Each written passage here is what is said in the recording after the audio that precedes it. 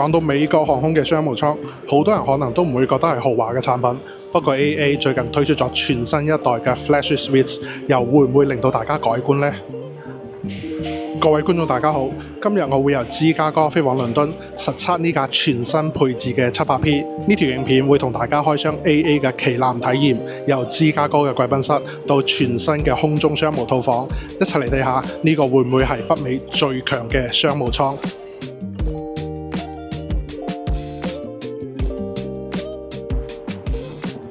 AA 嘅 Flash Business 喺芝加哥 chain 咧都係用翻普通嘅 Priority Link， 就唔可以用佢哋嘅 Flagship First 嗰個特別啲嘅 check-in area。Admiral Clubs 同 Flagship Lounge 咧係連埋同一個地方。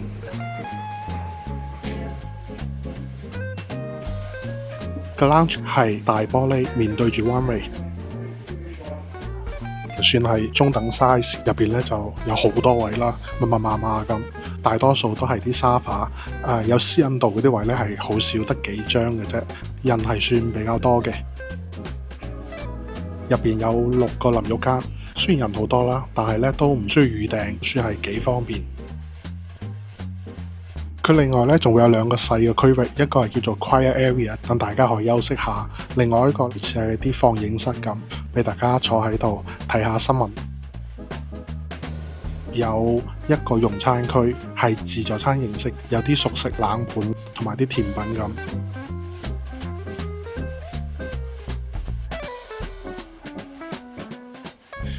我就攞咗啲炒嘅牛肉啦，就有啲海鮮 stew 同埋 pasta 啊、三文魚啊咁，就試下啲味道如何先。呢個就係個炒牛肉，就咁用叉篤入去咧就幾韌下。係好韌嘅焗三文魚冷盤嚟嘅，有啲係偏鹹。佢呢度呢，其實係有壽司食嘅，不過呢，美國而家啲壽司已經進化到係福高傑壽司，即係啲韓式牛肉壽司，甜甜地。其實呢，就呢個已經算係正常好多噶啦。整體嚟講咧，呢個 lounge 咧其實都幾多嘢食嘅，不過呢，口味可能就唔係太適合我啦。咁一陣希望飛機上面個餐呢會有啲驚喜。咁而家呢，就準備去 boarding 機 K15， 離呢個 Flagship Lounge K6 附近就唔算話好遠，大概係9個閘口左右。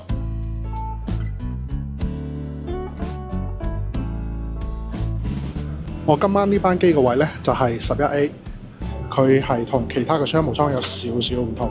呢部機呢，有8個位，叫做 Flash Suite Prefer， 比普通嘅商務艙係大概大 20%， 所以呢，空間係會多翻唔少嘅。呢個位呢，成個都係黑色嘅設計，睇起身呢就係非常之 modern 咯。我喺上機呢個座位上面呢，就準備好咗額外嘅枕頭、被鋪同埋一對拖鞋。喺我嘅位嘅左手邊就有張 table， 之後上面呢有個櫃仔，打開呢係有塊鏡嘅，入邊呢就有個 headset。呢度呢就係嗰個 IFE 嗰個 control 啦。喺呢度就有一盞燈，仲可以調唔同嘅光暗度。呢度都另外有一盞閱讀燈嘅。喺我座位度呢已經準備咗今晚嘅 amenity kit， 一陣呢就會拆開嚟睇下。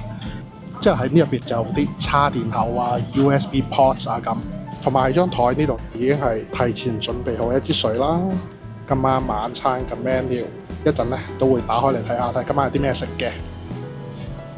佢呢張台嘅質地呢就係木嚟嘅喎，之後呢度係皮嚟嘅，整體感覺呢就非常之高級咯。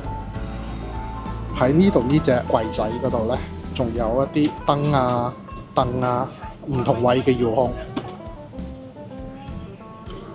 將個櫃關翻之後呢，仲會有一個無線叉電口。喺我嘅右手邊前面呢度呢，俾放嗰啲 safety instruction 啦。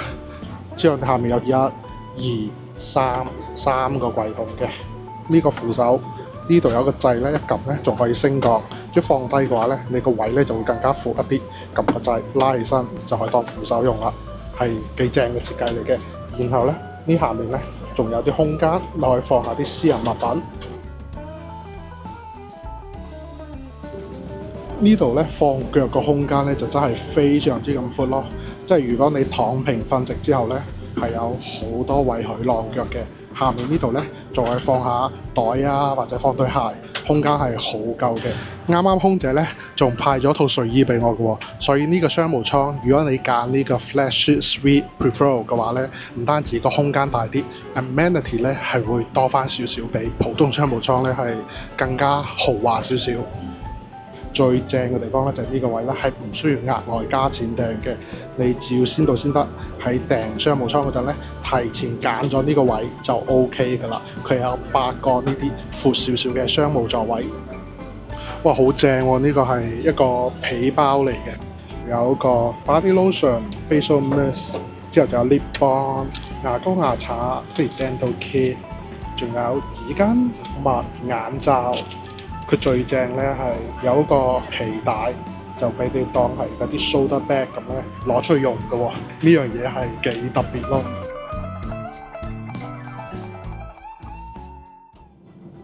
American Airlines, you are watching fly.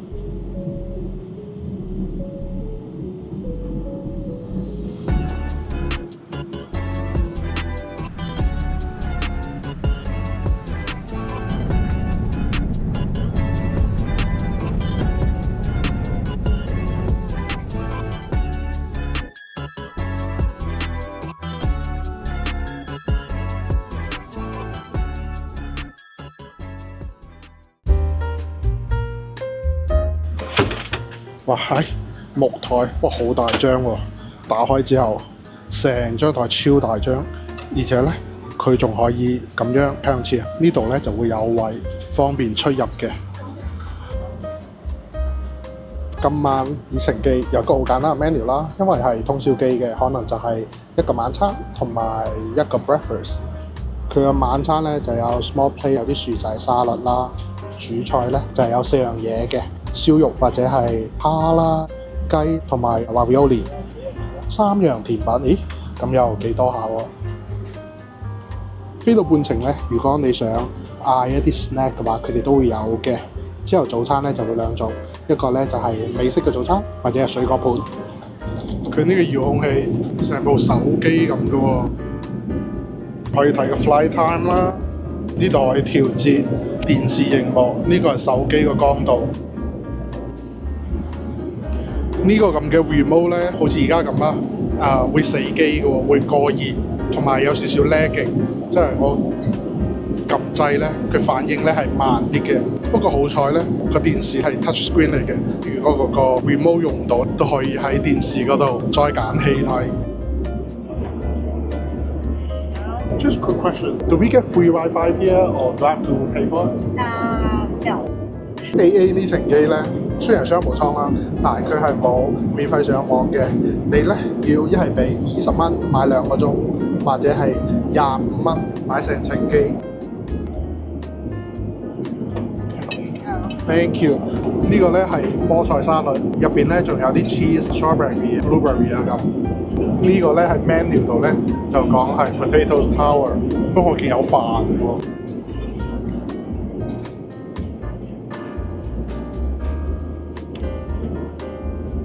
好獨特嘅組合，日式嘅 CV， 再加啲飯，啲飯好似有少少生米咯。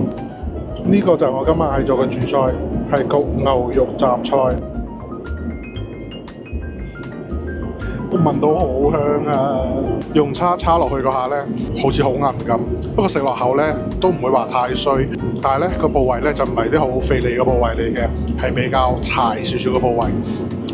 反而其他有啲焗蔬菜、焗薯仔嗰啲咧就味道都 OK。甜品咧係成個晚餐嘅亮點。雖然係美國個航班啦，但個雪糕咧就反而唔會太甜喎。個甜品係幾好嘅。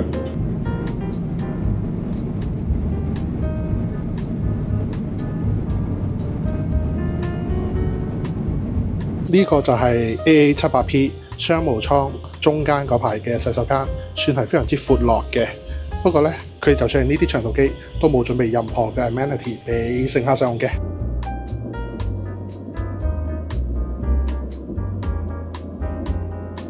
呢個新一代嘅商務艙喺轉成床模式之後，個腳呢係有足夠嘅伸展空間，加埋呢個可以關埋嘅門，成個感覺呢就好似係一間獨立嘅房間入邊。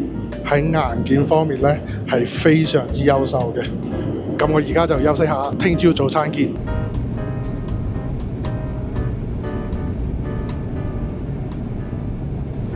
早晨啊，各位，頭先咧都瞓咗有3個幾鐘左右啦。佢俾咗2張床墊，所以咧墊喺下面咧都幾軟，瞓得幾舒服。而家就到咗早餐時段，我就嗌咗個炒蛋，佢仲配咗啲煙肉、薯仔同埋番茄，仲有個生果盤同埋牛角包。唔知點解咧，晚餐同早餐薯仔其實都整得唔錯，個炒蛋咧就全熟，一般般啦。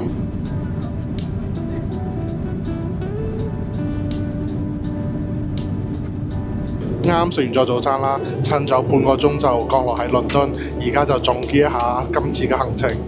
咁我個人覺得咧就係有好有壞。好嘅方面咧就係佢呢個位咧有新嘅私隱門，個位置亦都非常之咁闊嘅，成個設計用色用料同埋呢啲咁嘅燈飾，成個裝飾都係非常之咁靚。呢個 IFE Control 咧仲好似手機咁啦，扶手設計都係非常之人性化，用得好方便。但係咧，佢都唔係冇缺點嘅喎，個遙控反應咧係有少少會過慢同埋會發熱。不過好彩咧，嘅熒屏係 touch screen，所以喺操控呢方面咧都算係彌補到啦。佢哋嘅食物可能咧就唔係特別啱我個人嘅口味。A 嘅軟件方面有好大嘅進步空間。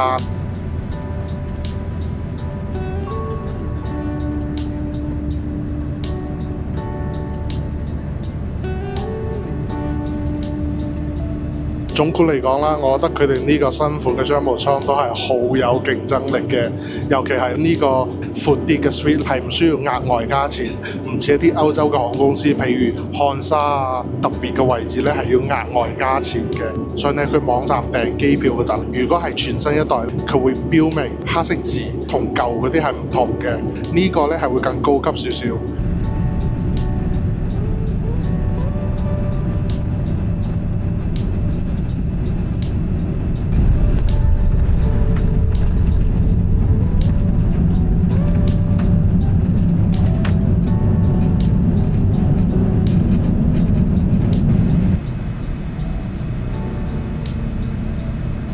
咁今次呢個 AA 全新一代商務艙嘅實測影片就到呢度。如果大家喜歡呢條影片嘅話，記得點讚、留言同訂閱。我哋下期影片見。